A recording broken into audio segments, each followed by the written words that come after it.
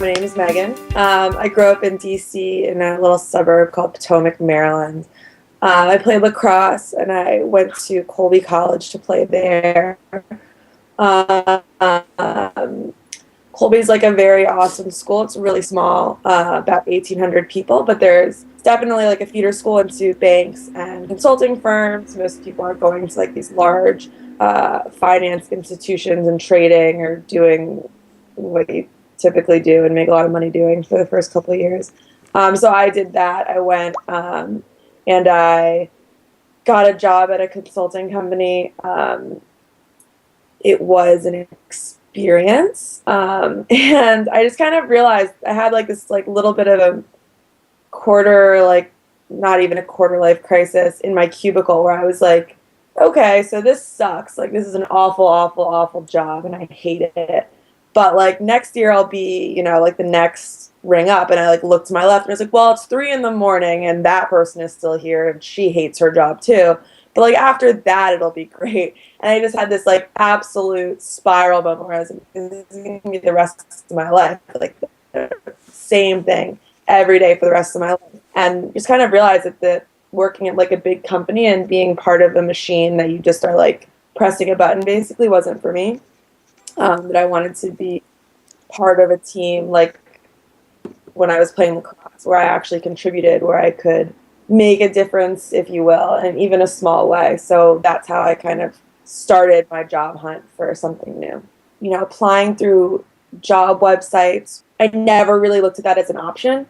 I just don't see the point in it ever. I've never seen the point in it. I kind of figured that piece of the puzzle out when I was still in college applying for internships. I applied to all these, like submit your application here, submit your resume here, submit your cover letter here. And if I did hear back, it was always like, I could tell that the quality was low, that they were doing it just to do it, that I wasn't on the top of the pile, and that I wasn't going to go anywhere.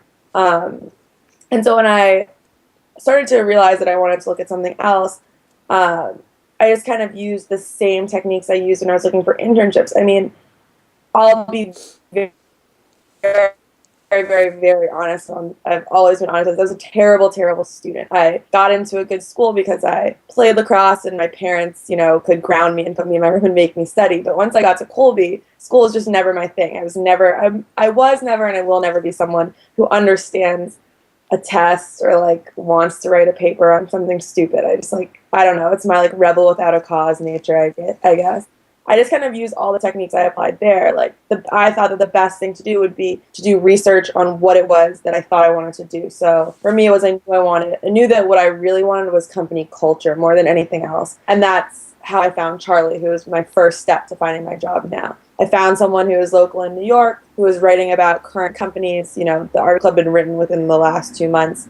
Companies had been written about that I knew people at or that I'd heard of before. It was a space that I was very interested in. A few of my friends graduated and came to the city and were working for startups, and I just really envied their life. I've also been very lucky in that a lot of the people that I've come across in the last, since I found my first job after my first year at Colby to when I was working full time after I graduated. Well, I've been very lucky to find people who've been willing to kind of go to bat for me. And I think a lot of that is it's really important not to burn any bridges, no matter how much you like or dislike what you're doing. When I was actually like, okay, fine, I'm going to do this and I'm going to start this process of applying for another job, which is a really scary thing.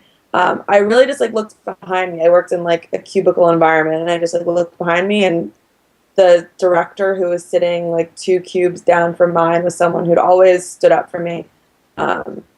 She knew that I wasn't happy, and I knew that she wasn't happy, so I just asked for her help, drafted an email, sent it to her. And what was great about working in a corporate environment is I could put my more casual spin on it, and then get her feedback on making it formal and very good.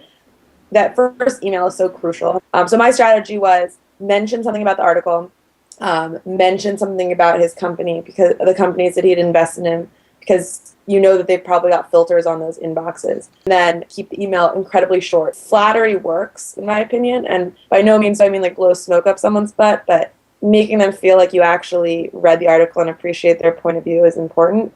One thing that's very fun about the startup culture in New York is that they kind of like everyone just kind of like laughs at people wearing like suits versus the people who are wearing like hoodies and jeans and like dressing very casual. So I went in with Charlie and I was wearing a suit because I was going to go to work after, and I could just kind of tell like yeah, in some ways I hadn't done all of my homework. Like I knew I wanted to work in tech. I knew I wanted to work at a startup, but wasn't on like Twitter. I wasn't using Foursquare. I didn't know about how they worked. I didn't know about their value. So you could kind of tell right off the bat that he was a little bit skeptical of me. He even said at our first meeting, like, the best way to find a job is to find someone who's going to, like, vouch for you. And he was like, I don't know you. So, like, I'm not going to be that person. He said that to me. So I just started, like, taking incredibly detailed notes about any person that he mentioned. For some reason, that's what any company or any person. So I was looking for specifics in anything that he said. Within an hour of having met with Charlie, I had contacted someone that he had mentioned in our interview or in our meeting. I joined Twitter, I joined Foursquare, I did like the whole social media thing, which I'm still trying to get a handle on. Just after every interview, if you write a handwritten note, it separates you from everyone else. That's just like something I've always done. My grandmother is the one who was like, you always write a handwritten note, always. Like if you have a thank you. Is that it's all about who you know, and that's just the bottom line. I don't see value in really anything but networking now, and being on top of your game, especially if you have an idea of what it is that you want to do. You need to be an expert in it in some way. The volume of people applying for jobs now is so high that you need to know someone at the company you're applying to. If you're reaching out to someone about a company, like if you're reaching out to someone specifically about their company, then I would mention that company in the subject line. There's also something to be said for offering like your opinion a little bit in the subject line. A good example would be like, oh, saw your article on so-and-so, had like a few, or, start the conversation like right there. There's no, like, people are busy. Why even waste time with like a generic one?